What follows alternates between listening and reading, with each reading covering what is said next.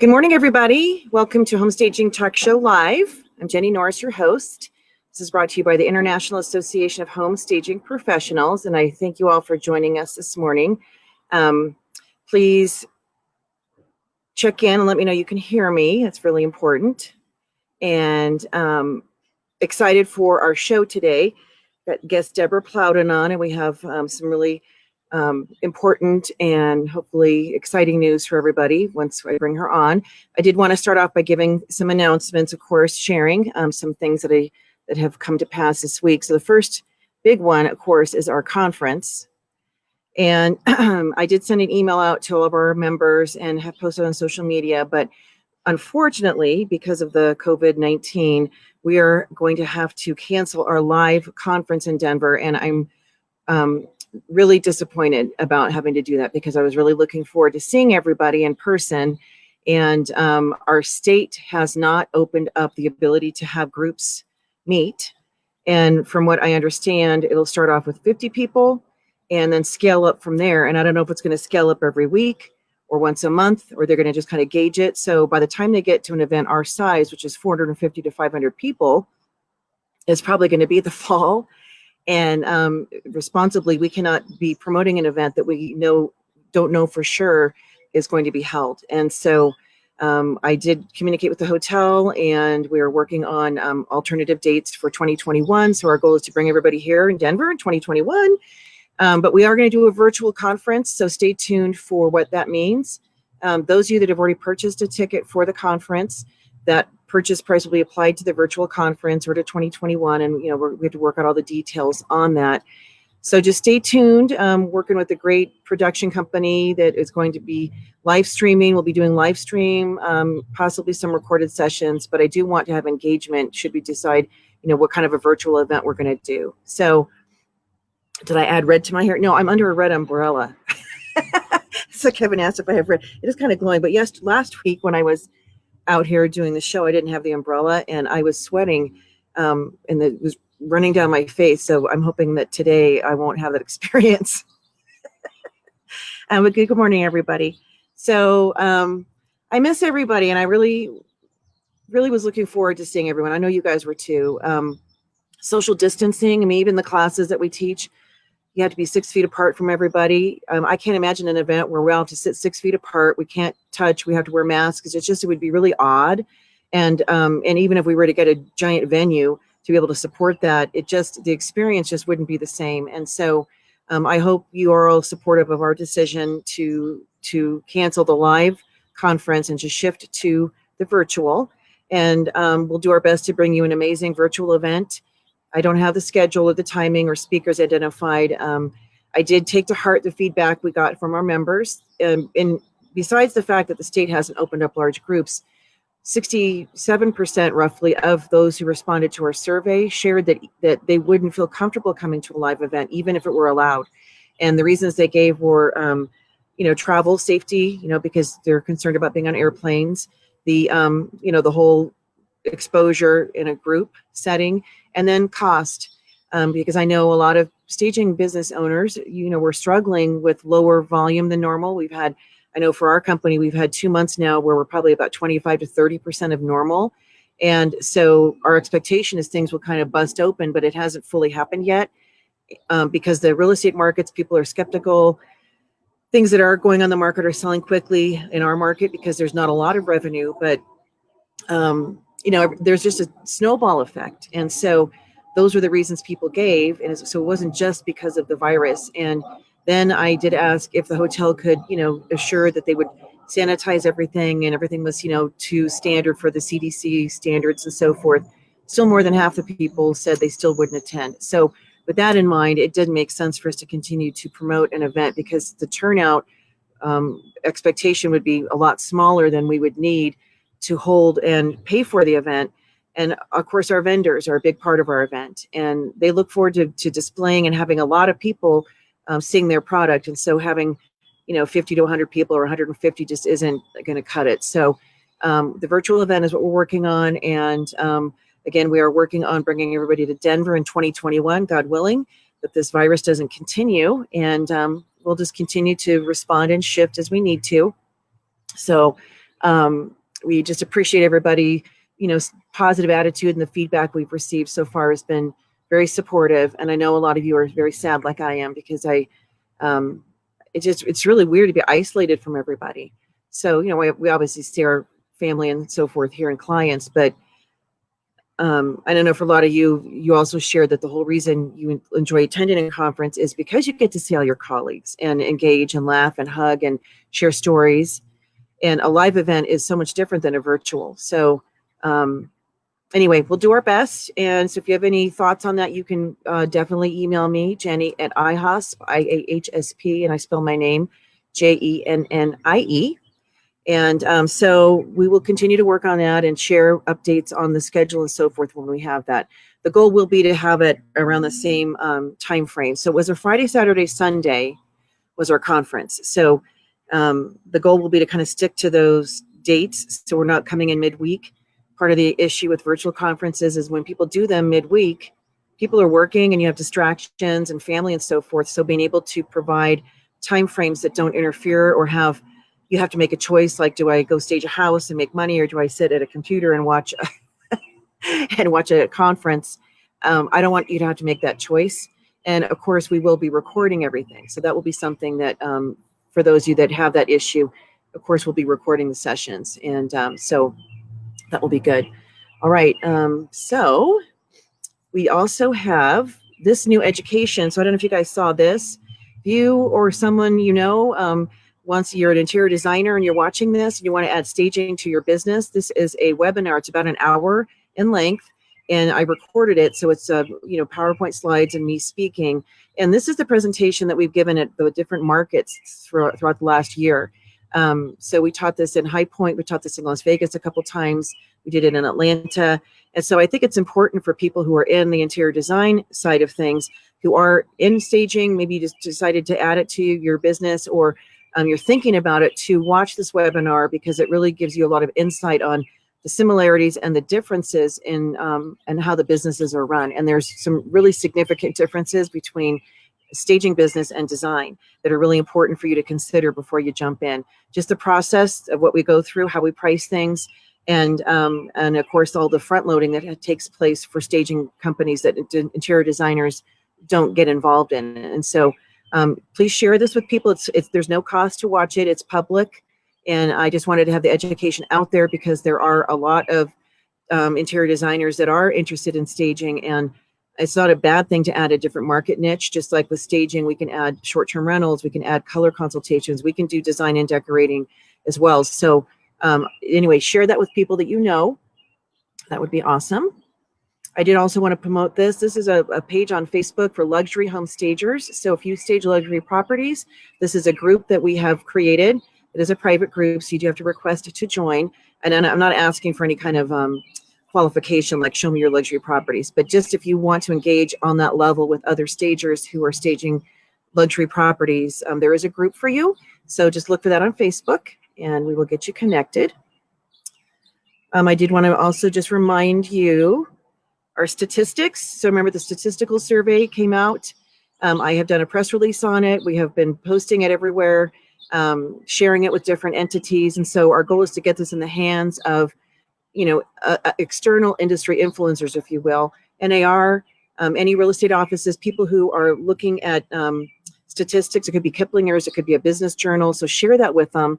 It's, it's 34 pages. And then there are the things that we've parceled out that are the infographics, and then the other, snippets that kind of highlight some of the results of the statistical survey. So, and then use it for your business too. That's the whole point of this. This is taken from the perspective, of course, of staging, and how much do staging projects typically, what's the investment for those, for average house, a luxury property, days on market impact, how do we work? What can they expect from working with the stager? And so all that information is in there. And to my knowledge, there hasn't been a report like this ever released. We've done statistics before, but we've never put it in this type of format where it really helps educate the public and the people who use our services in a way that they need to know how we operate. And it's part of our effort to increase and elevate the professionalism and the standards of our industry. So people don't know what we don't tell them, right? So being able to share something that helps educate them only makes us stronger and increases our presence and professionalism in the industry. All right, next. Best of Home Staging. So nominations are ongoing right now. I am so impressed with all of you. Within a few days, we had over 350 submissions, 350. And some of them could be duplicates and so forth. But I'm super happy because that's more than everything we had from last year. And so this just tells me that you're paying attention and you are recognizing your colleagues and for their work in staging excellence. If they're an industry leader. And so there's definitions as far as what these things mean. And then client care excellence. So you can go to bestofhomestaging.com and read up on it. And then you can also submit right there through the portal. So we have until July 17th. We've got a lot of time left. And then we'll be going through all the submissions and letting people know who was nominated. And I might start doing that sooner than later because there's so many nominations. And then the final recipients will be released, and everybody, deserves recognition. So if you're somebody that you have a colleague in the area that you think that, gosh, they're really outstanding in how they treat their clients, or they really are a great industry leader, or they do really great work, nominate them. And you can self-nominate, so that's not prohibited.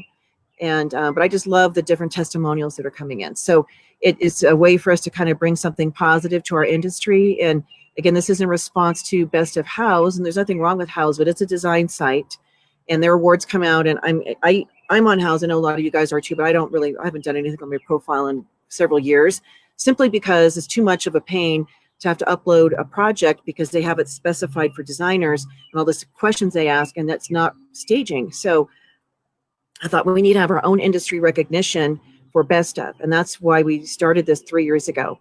And so this is our third year being able to recognize, and I'm very excited to be spearheading this for the industry. It can be anybody in the industry. It does not have to be an IHOS member.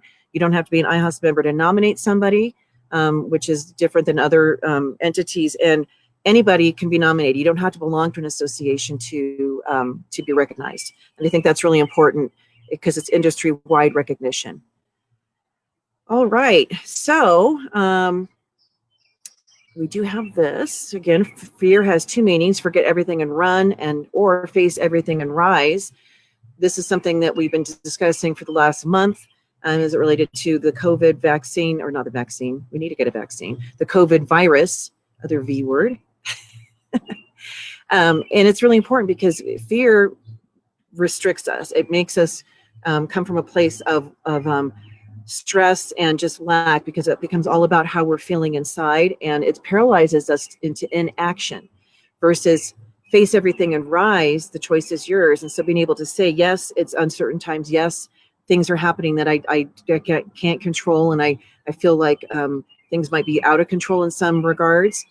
But being able to face everything and rise collectively makes us stronger. And so this again has become even more poignant with the last couple of weeks with the whole Black Lives Movement and everything that's been going on with that. Again, coming from a place of fear means we're not willing to engage in conversation and learn, versus facing everything and rising together. And so it's fortuitous and sort of serendipitous, two good SAT words, as my husband would say, that we have this as a sort of a theme.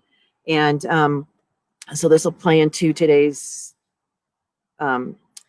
webinar as well, not webinar, live talk show. All right, so this is something that you can put on your profile. If you go to your Facebook profile, you would like to have this banner. We created several different IHOS banners, just, I'm an IHOS member and so forth. And this one, of course, is specific for what's happening right now with the whole, George Floyd and all the different riots and protests, peaceful protests that are happening, and to be able to show support. So this is not something that's mandatory. I did have somebody reach out and say, why is an association getting involved in this? It's a political issue and so forth. And I said, to me, it's not a political issue. It's a moral issue. And it's a human rights issue. It has nothing to do with politics. People from both sides of the lane, if you will, are fully in support of reform and not having this continue. And so it is not a political issue at all. So you don't have to put this on your Facebook page. I just wanted to provide it to people who did want to do that, because we as an association, we do support what's going on. because we have Black men and women in business that are part of our industry, and we want to show that we support them. And then other minorities, anybody who's discriminated against, that's not right. And so the first thing we have to do is start having a conversation and take action. So this is for that. If you would like to do that, you just look for on your Facebook profile, when you search for the different little banners. This one is called IHOSP Stand. And I think there's two different versions. One has the hashtag and one doesn't. So it's up to you if you want to have that on there or not. And then there's a general industry one as well for the home staging industry. So you can look for that one. That one is just Home Stager Stand. All right. I think that's everything. Oh, I did want to mention just really quickly, the Advanced Stager training will still take place this year. It may be virtual, but it may also be live. And if it's live, it will not be at the end of September. We'll push it out. Well, what we're looking at maybe doing is picking a destination. If it's wintertime, maybe we'll go to Florida and have some fun there. But it would be a limited number of people. So we'll find a facility that can house that. It has to be safe for people to travel, and people have to feel comfortable gathering together. I don't want to have a thing where we're sitting 6 feet apart with masks on. That's not anything I'm interested in, and I don't think you guys are either. So we'll just kind of wait to see what sort of manifests in the next couple of months with the whole social distancing. But I would like to really do this live if we can. So if you guys have any thoughts on that, again, let me know. We are open to suggestions. Okay, I think that's everything. So Deborah, I'm going to bring you in. And good morning, everybody. Thank you for joining us. Hey, Deborah. Hi, Jenny. How are you? Yeah, you look so pretty. Thank you. So do you with the red hair. I know this is umbrella. I should have gotten like I don't want a brown umbrella. It looked like anyway. Yeah, so it's casting red on my head. So now you can see what I would look like if I had red hair. So thank you for joining us this morning. So for people who don't know who you are, go ahead and share a little bit about your background and your role with IHOSP. So I'm once again Deborah Plowden, and I am the diversity director of IHOSP. And I've been a home stager for 4 years now. I am an ASPM, got my ASP back in 2016 or so, however many years that's been. And my background. So I was actually born in the state of Mississippi. So the topic that we talk about today is a little bit dear to me because of that state. And we'll talk a little bit more about different regions and different segments of the United States that may see things a little bit different and things may have changed. So everything we talk about today, maybe some people will see it, maybe some people won't. After living in Mississippi, we moved to Oklahoma when I was in the 6th grade. So I lived there until I finished high school and I went into the military.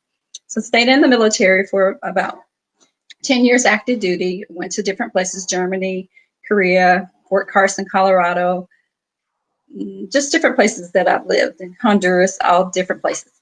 And after that, then I was in the National Guards.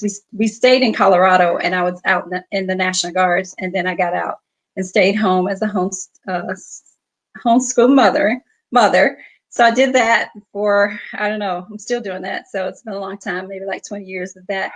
And so we lived there until 2015. And in 2015, we moved to Texas. So that's a little bit about my background. We'll get a little bit more in details as we go along.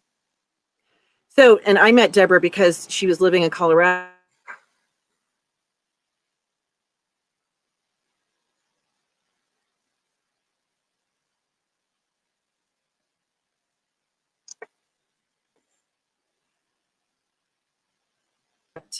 And then you moved to Texas, and you are part of the Houston chapter. And are you who's the president? Yolanda's the president, right? Yolanda Buster's the president. I held the presidency last year. This year, last year. This year, I'm ethics chair. And then so in last November, we were attending an event, and Deborah was there, and so I had put together this little brochure on IHOSP that had all her, different benefits and so forth, and it showed the board members. And so at a break, she came up to me and she said, "Jenny," she goes, "what's wrong with this picture?" And I said, "Oh my God, is there a typo?" Because I'd already found a couple of typos before. I thought, "Gosh, something else not spelled right." And she said, "No." She goes, "There's nobody of color on the board. And I said, which was true. And I said, well, that's not intentional, but we need to do something about that. So I said to her, are you volunteering? I don't even remember saying it to you. I said, are you volunteering? And then it kind of came to us that, create this position, the diversity director, because I think that's important. And, we sort of fleshed out some thoughts about what we could do for this role. And then, it was holidays and then COVID hit. So nothing really moved forward with that until now seems to be the perfect opportunity to really do something. So I am really excited to have you in this position. We want to kind of share what we're working on with for the industry. So I'm going to go ahead and share that. And then I want you, Deborah, to kind of share some of your thoughts about what you did over the weekend and what we plan on doing moving forward. So we have formed this entity. It's called the Staging Industry Diversity Coalition. And so SIDC, and there's a website, I did put it together. Hopefully the domains are working, but sidc.global is one of the domains, and then stagingindustrydiversitycoalition.com, which I know is a mouthful. And there's ways for people to get involved, which we'll talk about. And this is not just restricted to IHOS. This will be for the entire industry, anybody who wants to be part of this.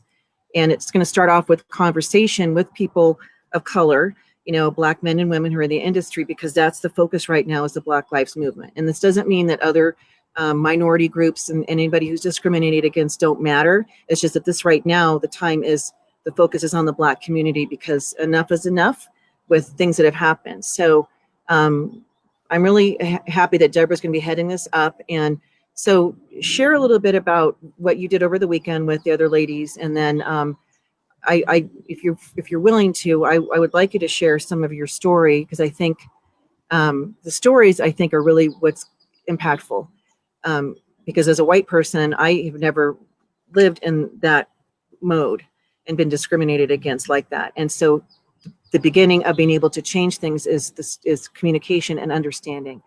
So so you had a call over the weekend with a couple other industry people.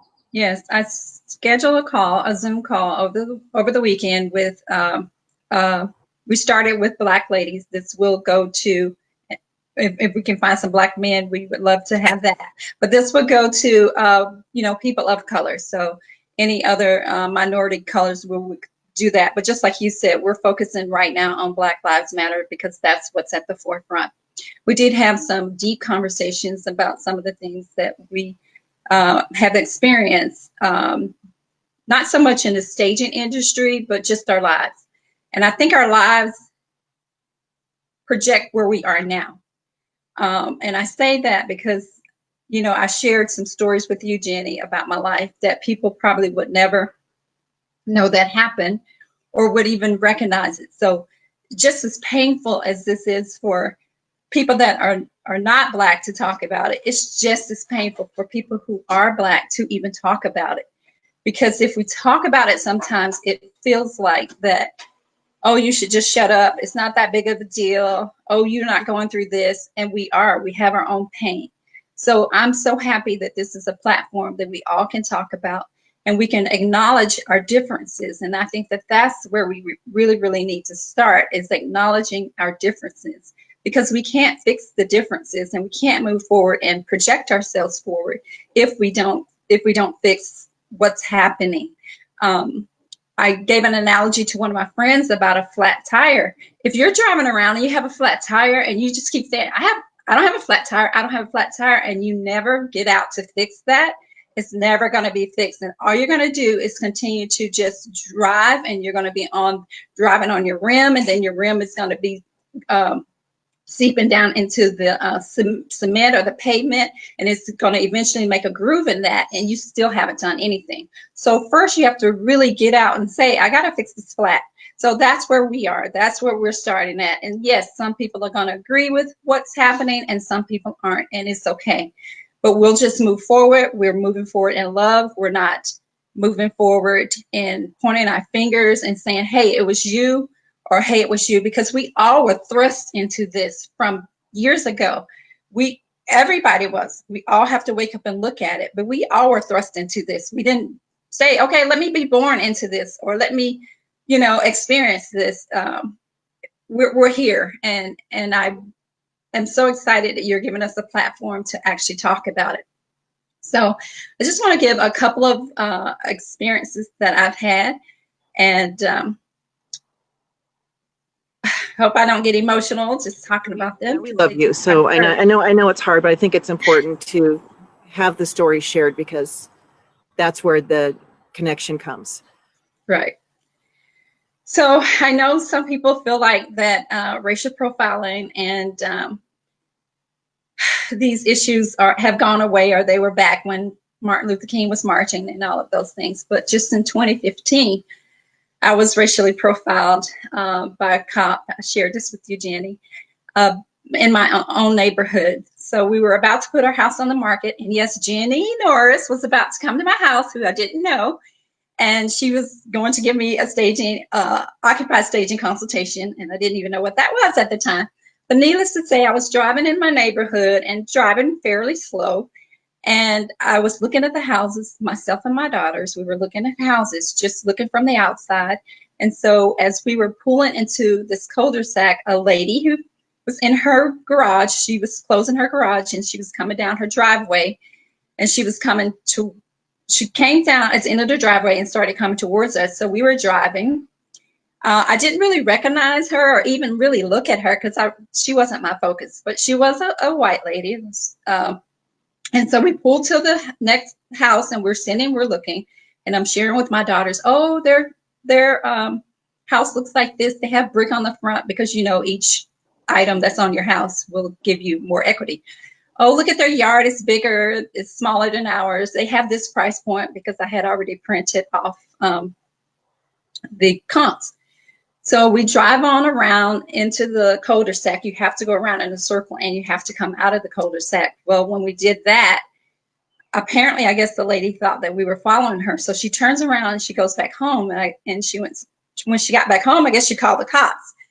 So we're driving through the neighborhood, just still really slow. And then we can't come back and we're at a stop sign. And as soon as I look to my left, I see the cop cars coming, and it's coming really fast. And then the guy stops and he jumps out and he says, "What are you doing? What are you doing in this neighborhood?"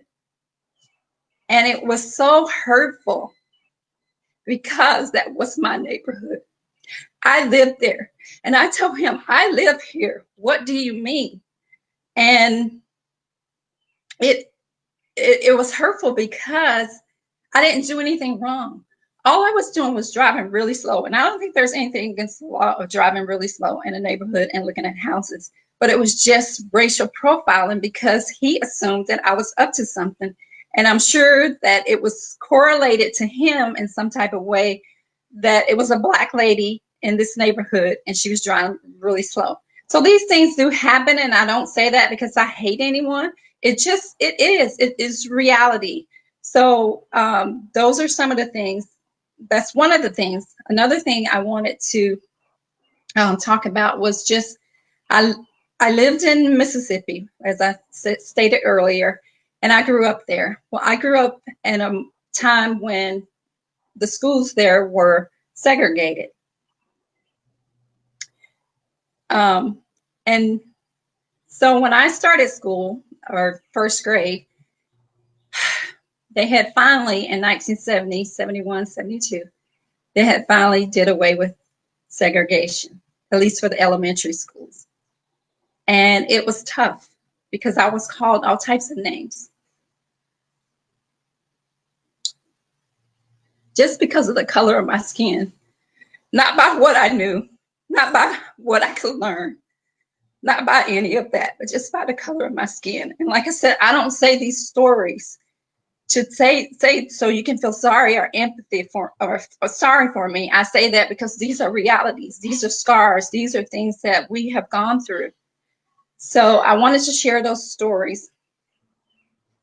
And there's other stories. Like a little, 8-year-old, and you're in school, and 7, 8 years old, and I mean, it's just, I feel like we've made some progress, but in a lot of ways, we haven't, because I'm sure that still happens to kids, just maybe more subtly, the bullying and stuff that happens. But I'm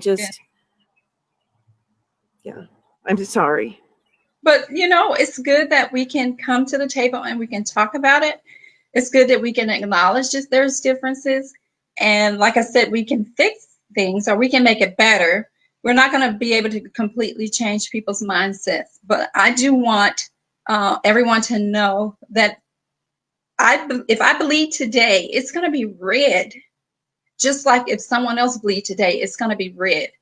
And if we are doing that, we don't like this person or we don't like that person just because of the color of their skin, get to know that person. See how they are. You never know what they can impart into you, what knowledge and information that they have. And you can glean from them and they can glean from you. So anyway.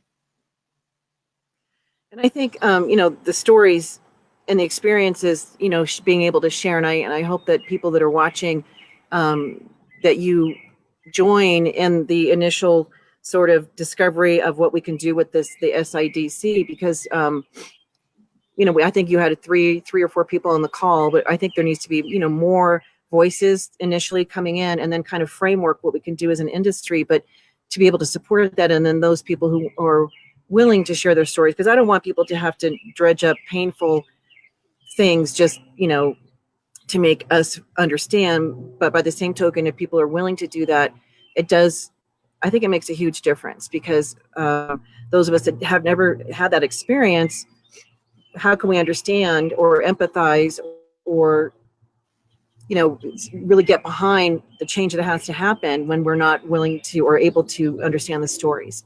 And right. Yeah. I was going to say, I think that's so important that if you are a staging company or just an individual, just make a platform that you can talk and dialogue, because I'm telling you from my own experience, we don't talk about these things. We've hidden them as Black people. A lot of us have, because we don't want to make a ruckus or we don't want to feel like this is not what it is.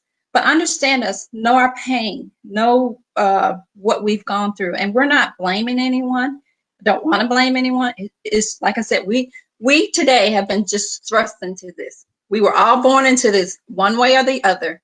So we were just pushed into it. So now it's time, and it's a platform to just kind of deal with it in every race, every ethnicity, and everything that we have going forward. So. And I shared last week, I believe, racism, it's learned.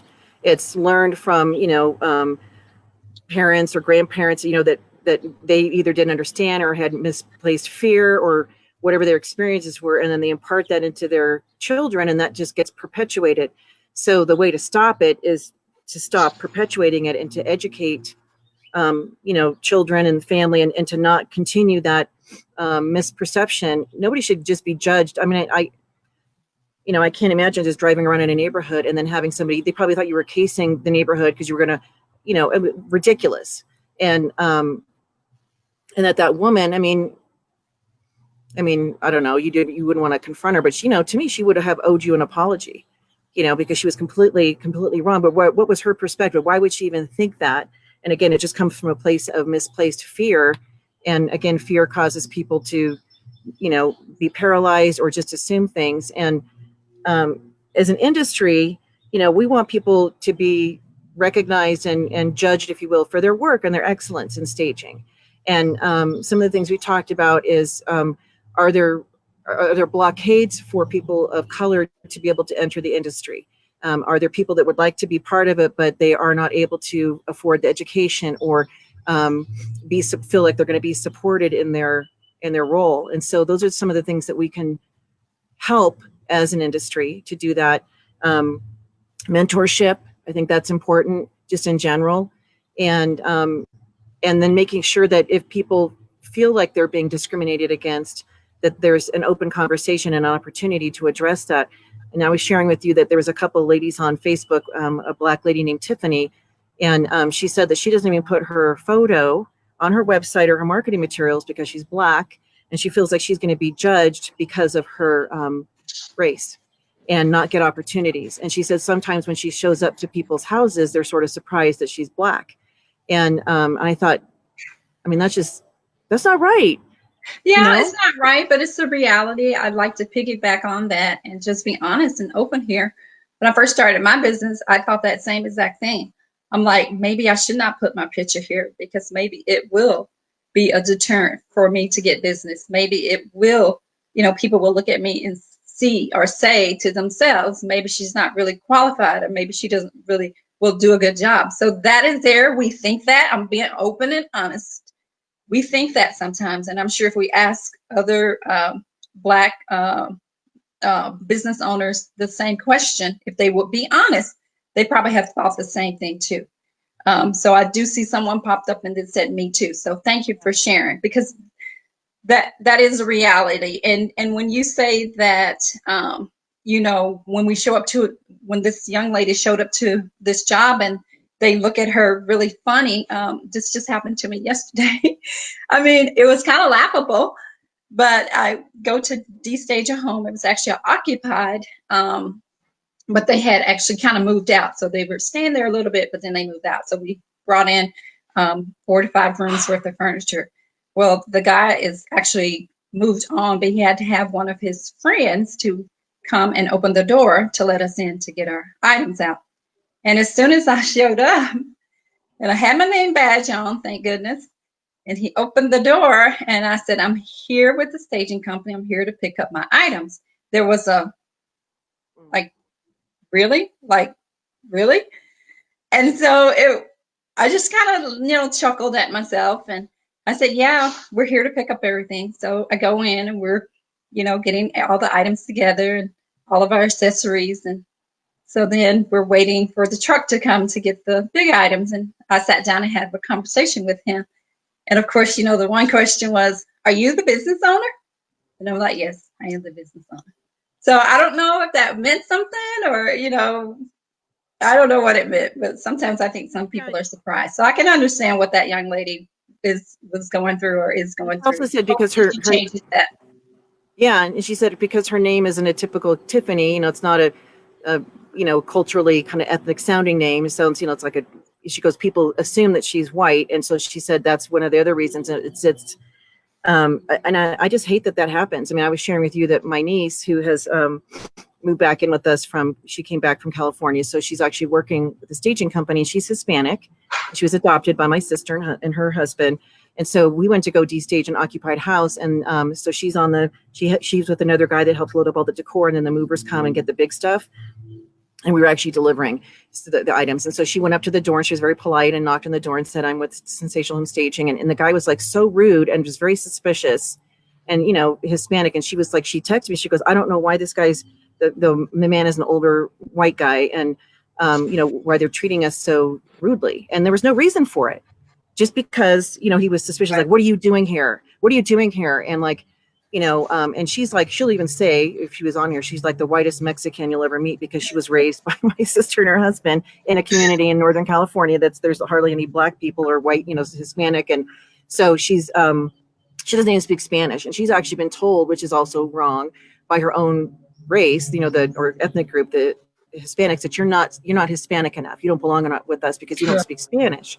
So she doesn't belong in that group. And then she's being, profiled by white people. So where does somebody like that belong? And you even think about the mixed people, Black people that are half Black, half white, they deal with that too. It's like, who do you identify with? You're judged by the people that are 100% Black, and then you're not fully accepted by the white. And so my son is dating a young lady that's mixed. And so that struggle, I mean, I'm sure that every day they sort of deal with that. And I'm very that you just kind of sure that they deal with it. And having to, when you said you had to stuff things away, I really hope that this, from everything from the trigger of George Floyd and by the way, there's some stuff that's come out on his background and so forth. It's just like, stop trying to analyze this person, say that he wasn't deserving of anything. And I just feel like he was the catalyst. There's been other people before him, but this is the catalyst that's finally like, enough is enough. And that's a good thing. Right.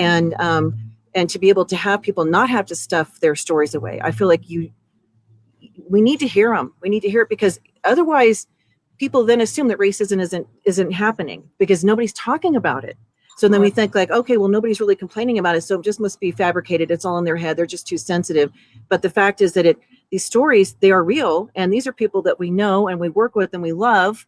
and care about. And so I think the stories do need to be told. And I want the Staging Industry Diversity Coalition to be a platform for people to share, whether we do it on a webinar, people or write their stories or they videotape them or whatever. But I feel like we have to do that, and to be able to make a difference, because then understanding comes. And when you and I talked over the weekend, this is not about pitying Black people. This is not about pandering to the Black community. It really is truly wanting to come alongside and say, how can we support you? Right. So I just want to recap a little bit. So I actually got a chance on Monday and Tuesday to actually go to George Floyd's funeral. Well, I didn't go to the funeral because it was private, but the viewing of the body, and that was on Monday. And then yesterday, we actually got a great opportunity to go when they came into the cemetery with his body on the horse-drawn carriage. So before that, it was just so much. On Sunday, I felt so, I don't know, it's not even words that I can say, just antsy and just all across the board, and just couldn't focus and just couldn't do anything. So, and then you and I talked, and that was so much healing, that we got an opportunity for you to understand me and for me to understand you. And that was great. I love that. So, and now here we are today, where we have another platform to be able to speak freely and be able to say, like you said, and share stories and things that are happening. So the question you asked is, what can you or the industry do to come along beside us? I think I would say the first thing to do, and we talked about this also, is acknowledgement. If we just keep denying and saying there's no issue here, we're never going to move forward. So just acknowledgement to say, okay, these things have happened. These things are happening, and I'm willing to just listen. I mean, it was huge and such healing that you listened to my story, Jenny. You just heard me, that you didn't judge me because of the color of my skin, but you were there to listen. That's healing within itself. I know that you and I probably can't do A, B, C, and D today or tomorrow, and this all be fixed, but that's a big start. And I think that that's huge when one person is willing to listen, not judge, not say, hey, you're wrong for feeling like that, but just to listen and hear what the other person has experienced. Because my experiences are real to me. Your experiences are real to you. So just being able to acknowledge that is number one. Number two, I think that we need to make a safe place as business owners for our Black workers, I would say, especially our Black men. I'm just going to put it out there like that. If you have movers or anyone that's in your on your team, because I thought about an incident maybe 2 to 3 months ago. Nothing really happened, but I was staging with someone and pulled up to a house. It was in a very nice neighborhood. Pulled up to the house. We're waiting on the movers to come. And as we're waiting on the movers to come, it was myself and my daughter. We're on our phones. We're not paying attention. We're just waiting, hanging out, looking on our phones, looking through Facebook, looking through Instagram. All of a sudden it dawned on me, you know what? The people inside of this house may not know who we are or why we're out here or what we're doing. It may appear to them that we may be suspicious. So with that being said, maybe our workers may feel like that. So how do we protect them? How do we make them feel secure? Because just as secure as the people in that house may feel, maybe a Black person may feel insecure. That maybe the cops are going to be called on them, and then you got to go through all this stuff to explain. So I'm just being honest with what the world is and where we are. So even just 2 months ago, I've thought this same thing. So I have to think twice about myself, where I'm at, being conscious of where I'm at, my surroundings, what's going on, how does it appear to someone else? We're not doing anything. So that's another way that we can help. Just education and training and understanding. It's going to be a lot of education. You have to do the work, of getting the education of being able to turn this thing around. Just like when we're going to hear from other people in other minority groups and what their experiences are and how we can help come along beside them to move them forward and find healing. And what you just said is really true, because imagine if you have, you have guys on your team that are the movers, and one of them happens to be Black, and they go in the house, and the homeowners are like, are they going to steal something? We've actually had people follow us around, stagers on the team. We don't have any Black people, but they're as far as the girls, and that's something that I'm going to talk about in a second. But it was like it was like that feeling of, you think I'm going to steal your stuff? I don't want your stuff. I'm coming to get my things out of your house. And that whole feeling of like, God, they don't trust us. And so multiply that times 1,000, and that's or more, and that's probably what the experience of the Black community is. You shouldn't have to think you can only have that coupled on the fact of being a woman. So I have some of those concerns, like when I go do a preview, if it's in a sketchy neighborhood or whatever, and I'm like, I shouldn't go in here by myself, and who's around. That's little microcosm of this much larger thing that you guys deal with, and being able to fully understand that. It just, again, it's not right. And I'm sitting here listening. I would like to hopefully get the site, the SIDC.global. There's a form to fill out, and the information will be confidential, but it's going to help us to know who wants to be part of the initial conversation of what we're going to do with this. And Deborah has my full support on this, but she's spearheading it. And I'm pulling myself in the background because it needs to be people of color. But I would like to, I don't even know if people know how many Black stagers there are in the industry. And Deborah and I were even trying to identify. I think I know there is one Black guy that came to a conference. He was from Southern California. But that's a whole, trying to find a man of color who's a stager, and then being able to put the faces of our industry out there.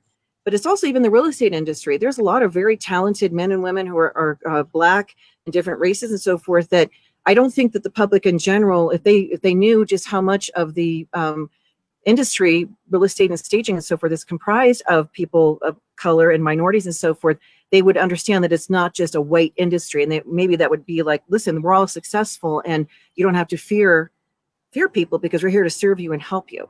So, and that's true. It's good what you say, because even just us as stagers, maybe that's something we can study, is disparity in housing, so that we can understand our clients a little bit better and where they're coming from. We know that. So, normally maybe our clients aren't people of color. So why though? Why is that?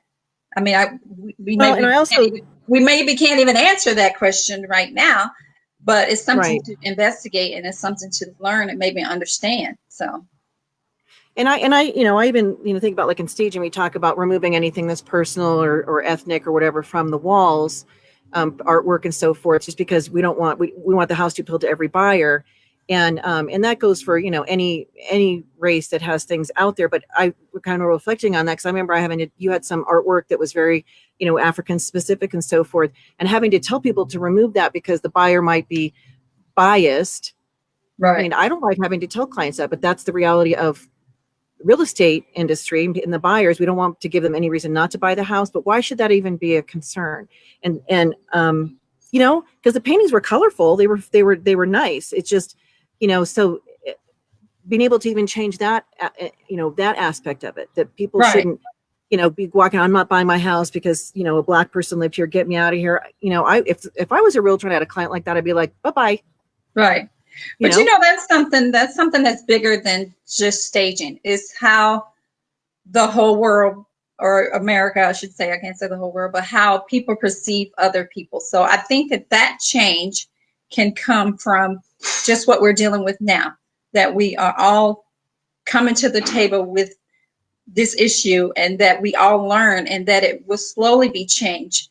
Like right now, I don't think tomorrow we can go into a house and say, oh yeah, just leave, that there, or your indoor temple, or what, your things. We can't just say that. So we know that's not going to happen there, but it is going to happen from this movement, if I should say it as that, that's happening right now, because the whole world right now has been able to open their eyes and to see that this has been an issue.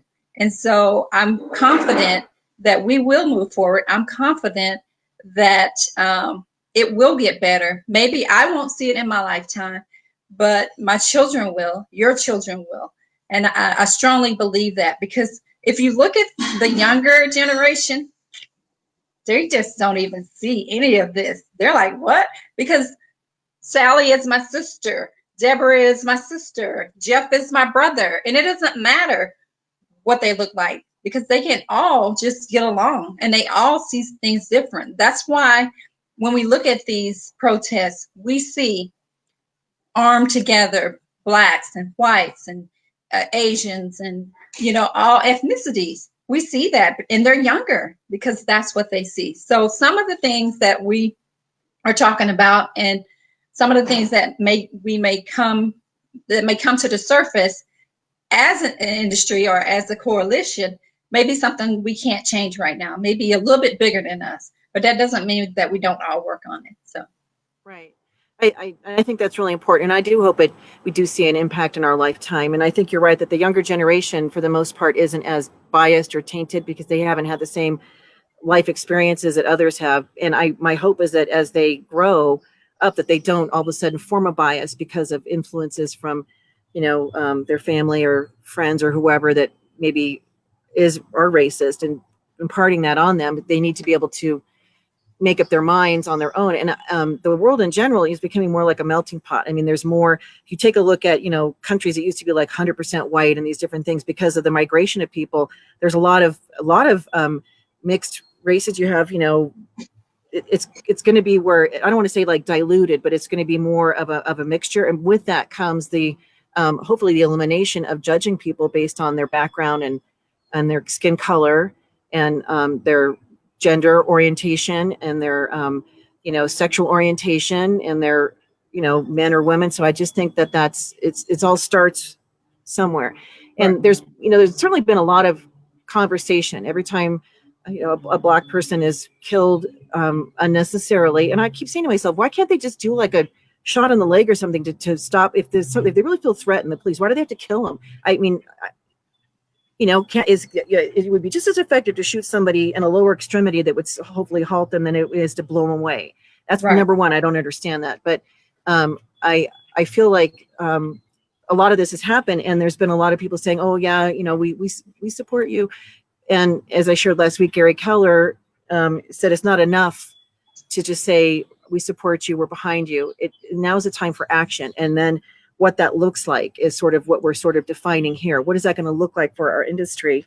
So I had taken some notes when we were on the phone together. You know, we really do want to feel like we want to be able to support the Black community as a staging industry. And so being able to identify what that looks like, and we didn't really flesh all that out. And that's where what we would like is for men and women who are in the staging industry, if you're Black and you're watching this, or you know people that would want to participate, that you go to the website and fill out the form so Deborah can reach out to you. And then I believe the next step would be to have another call of some sort and have conversations, because all of your experiences are different too. And you may have, you know, really concrete suggestions, recommendations that we can implement beyond, you know, the education piece. We will give scholarships out to people who want to get into the industry. And Deborah and I talked about that, and they have to, you know, prove need. It can't just be like, you know, I don't want to pay for a course because I'm cheap and I have the money. It really has to be this people that are really desiring to get into the industry, but the financial part is a concern. And so being able to issue scholarships, and I'm going to challenge other educators to do the same thing. And it doesn't have to be 100 scholarships. We're talking, you know, a few to see how it goes.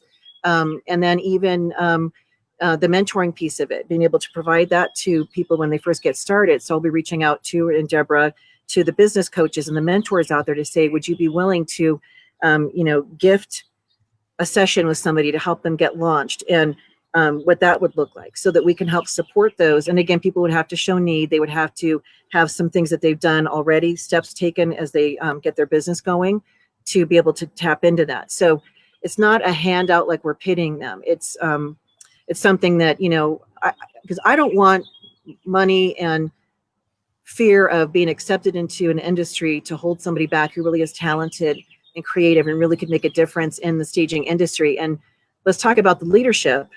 because that's kind of where we started with the whole nobody on the board that was Black. I had one minority, which is Kevin, because he's Asian, and so being able to change that. And so I will challenge those men and women who are Black. If you want to be in leadership in the industry, it's just a matter of speaking up and volunteering. So we definitely can do better in that regard. We want to do better. However, I don't want to hound somebody and say, you have to be in this role. Somebody has to have that heart for it to step up. But whether it's a chapter leader or, in education, a trainer, or it could be with the IHOS board or other groups and so forth, to step up and say that I do want to be part of this. And I know there's a lot of really remarkable men and women who are Black. You guys have fabulous businesses. You're wonderful business owners. I'm sure you have a lot that you could share, and it could either be a formal role or just something that doesn't suck a lot of time, because I know that's a concern. But I think we can definitely do better. And even our conference, we put out there for people to speak. So we had Brandy Sales last year. He was the only Black person. And that wasn't, nobody of color, but no Black person submitted to speak. So just, there's opportunities. So you guys need to step forward, because that's when you see that there's not a lot of people of color in an organization or an event. At least I can speak for IHOS. That's not because we don't want Black people sharing. It's just simply because Black people hadn't submitted to speak, and so we would like you to share.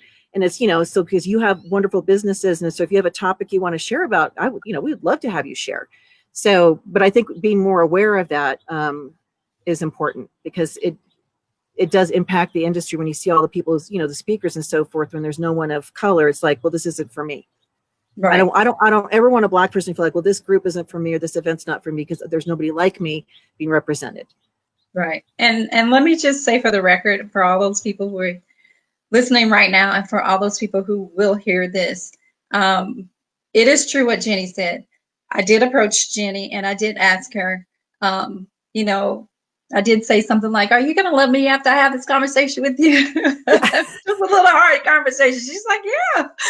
So anyway, I did ask her that. And, the first thing she did say is that we haven't volunteered as Black business owners and getting more involved in this industry. So I'm challenging all my Black colleague, I should say, I'm challenging you to step up to the plate. So I don't want it to be where, oh, okay, we feel like this, but then you didn't do anything about it. So it's time now for you to do something about it, because the platform is here and it's open to you to get involved if you want to get involved. Because immediately when I said to Jenny and asked her that question, her immediate thing. And I was sincere in trying to find out what was the reason. I wasn't like targeting her like, hey, you should do this. And it hasn't been like this. I was sincere because I wanted to know what was it? Oh, and she said, we haven't been volunteering. And so I was like, my first thing was like, oh, okay. So that's it. We need to encourage people more to volunteer. That's why we're not in these roles. That's why we haven't been there. So I encourage and challenge you to step forward if you want to be in these roles as a Black person. Absolutely. And, I'll say we have, anybody who steps forward and wants to be, in a chapter leadership or the association, be part of that, we fully support that. And that's when you brought that to my attention, that's when I said, so are you volunteering? Because my mind immediately started thinking like we need to have, and I immediately came up with like the diversity director. I think that would be a great role for you, not knowing that this was all going to come. And I almost think that's like a total God thing that, we put this in place, didn't really have we had all those distractions. Right. And so, but this is the perfect time, and you're the perfect person to be leading it. You're such a calm, elegant, and that's John and I've used that word to describe you, elegant woman. You're smart. You served your country. You are, you have wonderful daughters. Do you still homeschool them? I do. Yeah. See, and I didn't realize that. Yeah. So I homeschooled our kids too. So, you're a family person. So you just have so many of these wonderful qualities. And so, being able to have you as sort of the hub to bring everybody together, I really feel like you're perfect in this role. and then the other ladies who have also been conversing with you as well. I just want to say, thank you for that. And the coalition will probably have to have other roles defined. And the goal is not to suck a lot of time away from people, but I feel like it's an important initiative to give of your time. So this is an opportunity then for those of you that are saying, I do want to step up and volunteer and be part of something. Here's your opportunity. There probably would be like a board or some sort, different roles and different initiatives that people could focus on. And again, it's industry wide. It's not specific just for IHOSP. We didn't want to close that off to anybody. And, if it helps bring you into our association, great, but that's not the reason we're doing this. Right. And we just want people to, just starting with the conversations and the learning, because I wrote down some things like, what action can we take, being aware of the issue and acknowledging it, listen. So I'd written that down, stand up for them for anti-discrimination. So, that old saying, if you see something, say something. They used that whole thing when it was like with terrorism. And if you see something suspicious, well, I'm going to challenge people too. If you see something that somebody's being mistreated in person, online, or whatever, stand up for them. Right. We can't be, when a situation like that happens, and of course, I wasn't there when George Floyd was being pinned to the ground, but I have to think that I think I would have been one of those people that maybe would have rushed the cops and said, get off him. And I don't care if I would have been thrown in jail, but I would have said, this is not right. And I know that people didn't because they were in fear, and the cops, because who knows if they would beat that person down. So there needs to be more of and I think we're seeing this because people are saying this is not right and being able to stand up for the discrimination that they see happening. Speak up and tell the person. It doesn't have to be like, you're a racist, you're not doing that, but saying this isn't right, and I'm going to stand with this person and say this is not okay. Right. So stop the denial of the issue. That's really important, that it does exist. And I think the stories will help. And then, again, the awareness and keeping the conversation going. What I don't want to have happen, and I don't think any of us do, is to have this kind of fade away like other things have in the past. There's people that get killed, and then there's an uproar, and then, stuff happens, and then it just sort of, peters out. And I feel like this time it's different. Right. Don't you feel that way?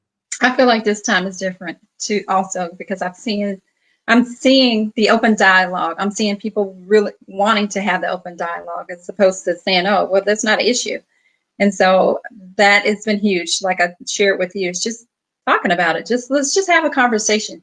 It's uneasy just for the white person as it is for the black person. It's very uneasy to have this conversation because I would die for you, Jenny, and anyone else, because I've been trained in the military that's what I would do. Mm-hmm. So it's not about, your color or my color. So let's just have this conversation. Let's dialogue. Let's really, really, really see what the issue is. I heard this story that someone posted, which was so good for me. People are online and they're talking about, Black Lives Matter. And I know that's the movement. And some people are like, well, what about all lives? Yes, all lives matter. Just like I said, I would die for you. If I had to. If we're in a war situation, I'm going to shoot. I'm going to do what I need to. But right now, the analogy that they used was that in the Bible, and if people can believe the Bible or not, but when Jesus was out and he was the shepherd and he had the sheep, one sheep had went astray, and he left the flock of sheep to go take care of that one to bring them back. And that's what this is about. It's not saying that we're better than anyone else. It's just right now we're the ones that's hurting. We're the ones that's lost. We're the ones that's out there. And that's all it's about. So I say that not just only as for people to be aware of that in your staging businesses, but just for you to be aware of that as a person in your everyday life, to just not, put your head in the sand. I'm not saying people are, but just to recognize that this is, and it has been an issue. We all know that from 400 years ago. It's been an issue. So, and I think it's also time for introspection, to really check ourselves to say, do I have any part of me that does discriminate? Have you ever driven in part of town that is predominantly Black and felt afraid? Have you ever had someone, a Black person you didn't know come up and your first thought is like, are they going to harm me? Right. That type of thing. So those are and it's not, I'm not saying that we just all go about our lives, not being, or sixth sense, targeted, but that's not the way, that we want to be approaching this and being suspicious from out the gate about a person of color. And I also feel like from this other races, whether it's Hispanic or, the Asian population or any other, even American Indian, I mean, there's a lot of people who've been discriminated against. So this is only going to help their ability to have a voice as well. So it starts with the awareness now. And you're right, it is the Black Lives Matter movement, because that is the focus. And so I am really excited about what we're going to be doing. And I can thank you for being the hub, if you will, of the SIDC. And those of you that are watching, again, if you want to get involved and you're a Black man or woman in the staging industry, go to sidc.global. And I did connect the website last night. I'm going to check it again this morning to make sure that GoDaddy got it forwarded to the page. And then there's a form. So it's a simple Google form. It just asks for your email address, your name, where you live, your city, state, or country, and then your phone number. And again, this will all be kept confidential. This is for people who want to be part of the initial conversations about how we can make things better, programs we can put together, ways to support the industry, and then also the stories, those of you that are willing to share. I really feel like this is a great platform for that. And so whether we do a video series, which to me I think would be the most impactful to actually see you sharing, or if you don't feel comfortable doing that, we can certainly have the written stories as well. So maybe both, and then put them in a format that's public so people understand. And it's not about woe is me, feel sorry for me, I hate whitey. That's not what this is about at all. It's about understanding your story, because that's where all of this begins. And so I just want to say I love you. I love you. I thank you. Thank And you. and thank you for being on the show. And thank you everybody who tuned in. And again, this is a really important segment to share. So I'm going to ask everybody who's on and anybody watching in the future, you can share this to your profile, and then it reaches everybody that, in your sphere. And that will allow us to really reach as many people as possible with this important information and message. So thanks, Deborah. Thank you. And thank you everybody for joining us. And we'll be back next week with another segment. So until then, have a great rest of your week, and we will talk to you next week. Bye, everybody. Bye.